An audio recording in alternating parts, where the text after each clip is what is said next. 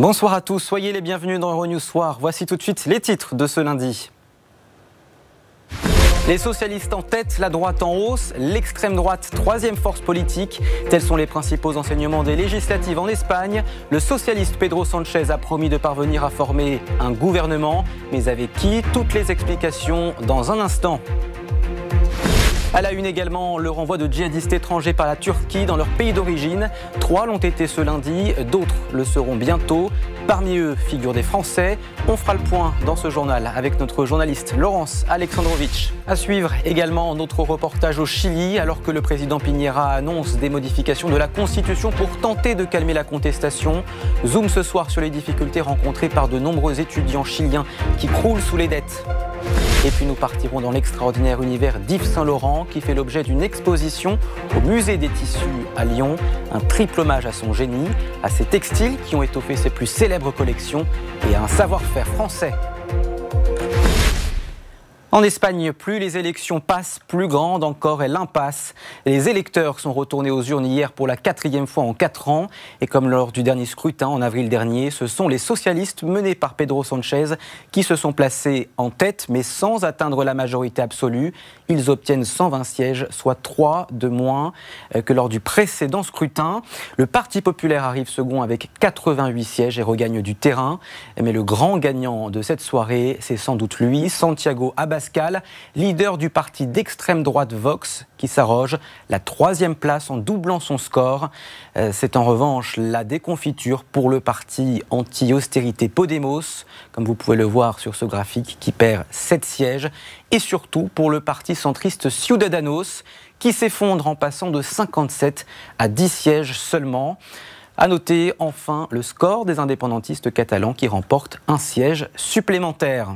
Alors pour faire le point sur la question, on rejoint notre journaliste Manu Teladilos du service espagnol d'Euronews au cœur de la rédaction.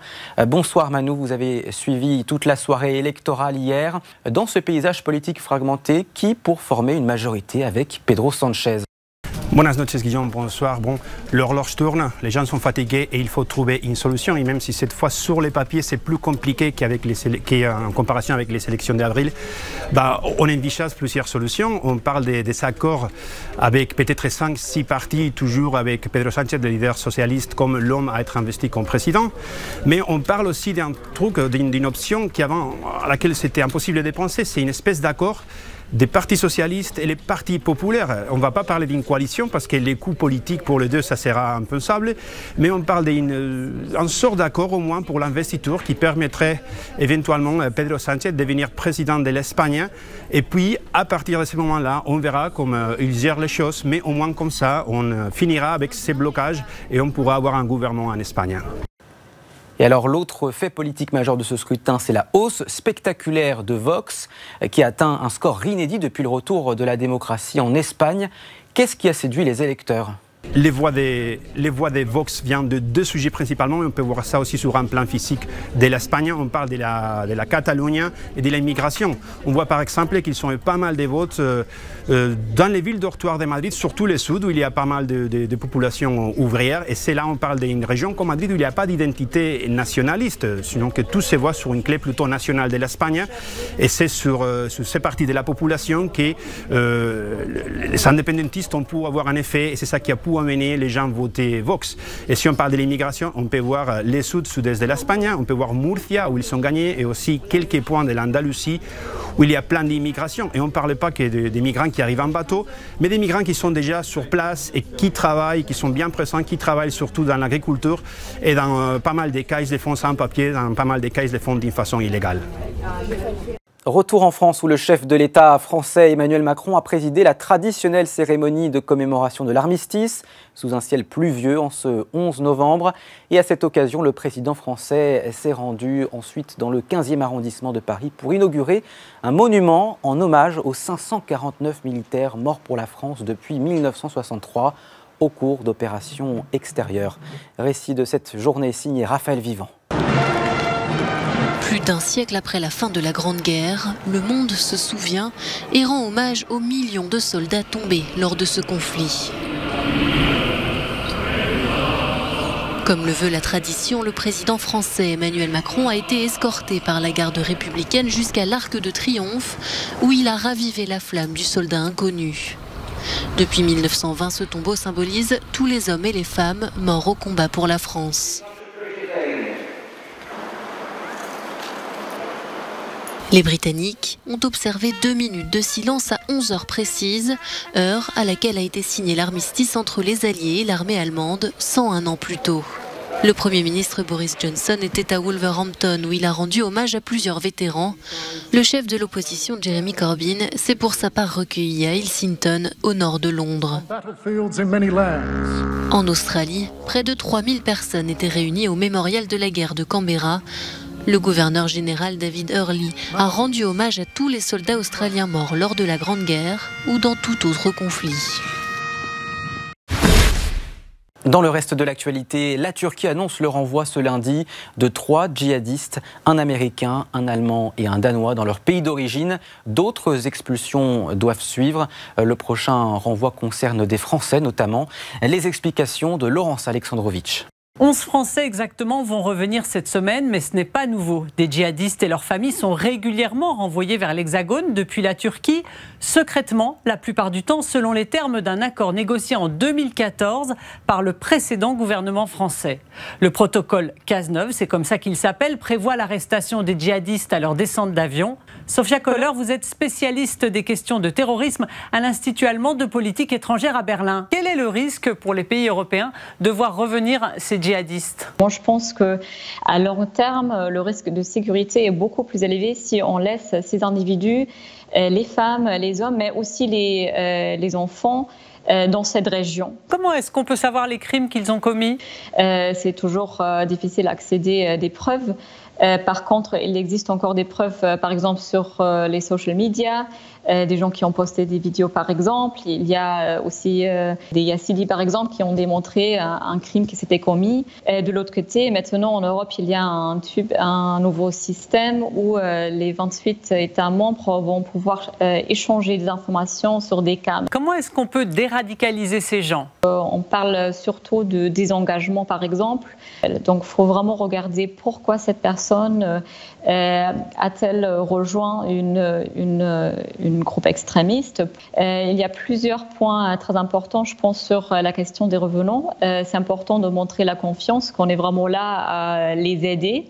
Donc ça, c'est surtout en Allemagne le rôle de la société civile. Et aussi très important de parler qu'est-ce que vous avez comme plan pour le futur. Merci Sophia Kohler. Reste à savoir à quoi joue la Turquie. Ankara a été accusée au début de la guerre de laisser passer les djihadistes en Syrie via la Turquie, puis soupçonnée récemment de renforcer l'État islamique en lançant il y a un mois son offensive contre les ennemis kurdes au nord de la Syrie.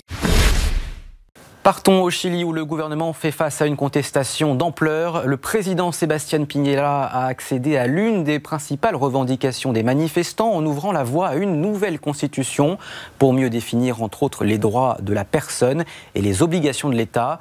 Le mouvement de colère sociale qui, je vous le rappelle, a été déclenché par l'augmentation du prix du ticket de métro, mais il vise plus largement à dénoncer les inégalités sociales dans les domaines de la santé, des retraites ou de l'éducation. De nombreux étudiants sont surendettés. Reportage signé Hector Estepa et Audrey Tilve. Marlène vit dans une banlieue modeste de Santiago. Cette Chilienne y élève seule ses 2 enfants. Comme plus d'1 million d'étudiants, elle a dû faire un gros emprunt pour suivre son cursus d'infirmière et peine à rembourser les traites malgré son travail à plein temps. Marlène doit l'équivalent de 6 500 € à la banque et pour pouvoir rembourser, elle devrait retirer sa fille de l'école, mais s'y refuse. J'ai su par des voisins qu'ils me recherchaient. Ils demandent Marlène Alzamora. Et les voisins savent que c'est pour une affaire d'endettement parce que l'homme qui demande après moi est un homme grand en costume-cravate. 40% des étudiants endettés sont en situation de défaut de paiement. Ils sont le fer de lance des manifestants qui défient le pouvoir depuis le 18 octobre et réclament une refonte du système éducatif. Aujourd'hui, malheureusement, au Chili, étant donné le taux d'endettement très élevé, beaucoup de gens, beaucoup de jeunes tombent malades. Il y a des jeunes atteints de dépression, des gens qui pensent même au suicide. Certains ont mis fin à leur jour. Aujourd'hui, le Chili est le pays d'Amérique latine où les foyers sont les plus endettés. Ce lieu, la Plaza Italia, a été l'épicentre des manifestations contre le gouvernement de Sebastián Piñera. Les personnes qui manifestent ici réclament deux choses, la démission du président et une nouvelle constitution élargissant les services publics. Piñera a proposé une série de réformes la semaine dernière que beaucoup ici jugent insuffisantes. Ils assurent qu'ils ne quitteront pas la rue tant que le modèle économique du pays n'évoluera pas. Héctor Estepa from Santiago de Chile for Euronews. Et comme tous les jours désormais, nous vous proposons de faire un tour d'horizon des autres sujets traités par les services linguistiques d'Euronews et nous vous les proposons en partie en version originale. Η δέσμευση Αθήνας και Πεκίνου για την εμβάθυνση των σχέσεών τους με την υπογραφή 16. Et on commence avec la visite de Xi Jinping en Grèce, prévue pour durer 3 jours. Le président chinois s'est entretenu ce lundi avec le président Prokopis Pavlopoulos et le premier ministre grec Kyriakos Mitsotakis. Xi Jinping a plaidé pour le renforcement du commerce bilatéral entre les deux pays. Au total, 16 accords devraient être signés dans les domaines de l'énergie, de la marine marchande ou encore dans le domaine de l'aviation et de l'exportation des produits agricoles grecs en Chine.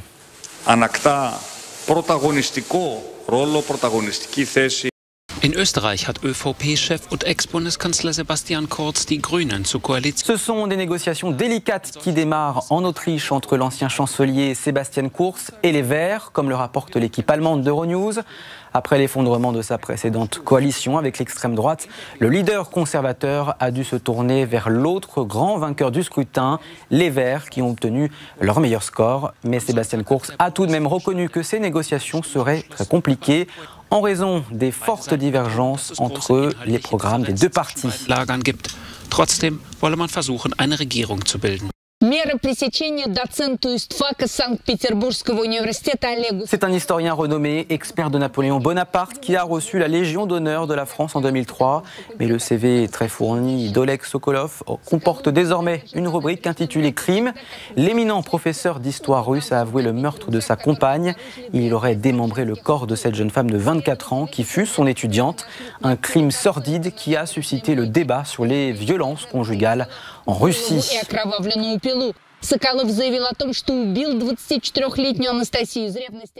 Il nous quittait il y a un peu plus de 10 ans, mais son héritage est plus en vie que jamais.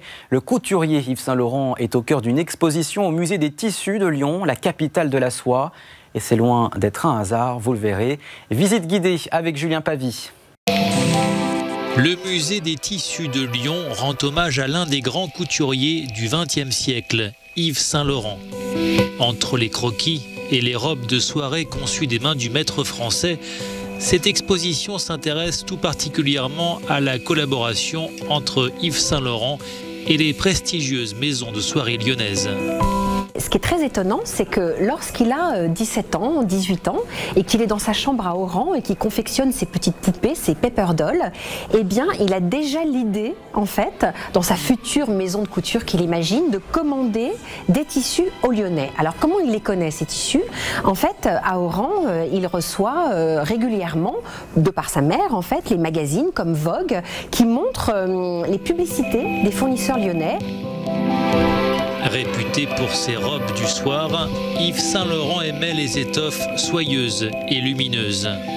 Il a trouvé à Lyon, capitale mondiale du tissu et de la soie, les ressources précieuses à ses créations.